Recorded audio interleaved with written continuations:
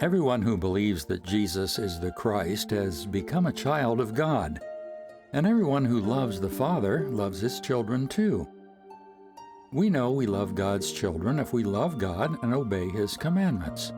Loving God means keeping his commandments, and his commandments are not burdensome. For every child of God defeats this evil world, and we achieve this victory through our faith.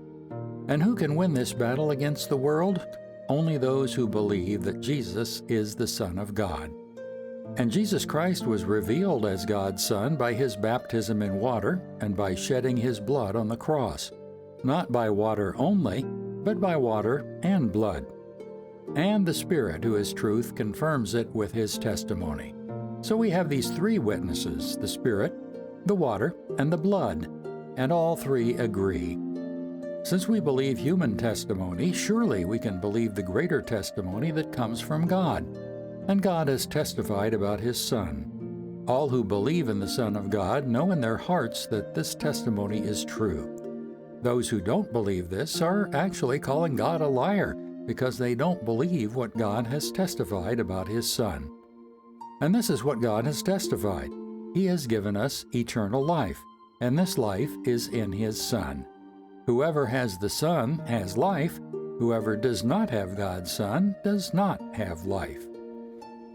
I have written this to you who believe in the name of the Son of God, so that you may know you have eternal life.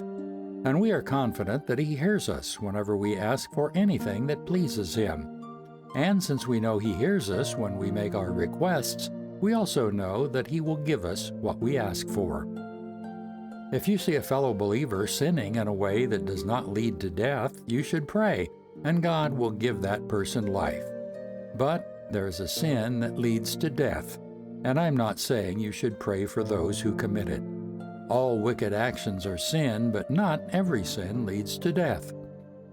We know that God's children do not make a practice of sinning, for God's Son holds them securely, and the evil one cannot touch them.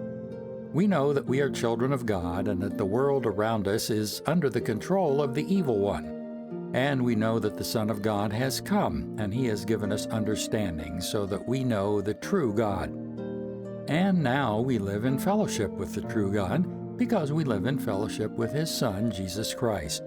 He is the only true God, and he is eternal life. Dear children, keep away from anything that might take God's place in your hearts.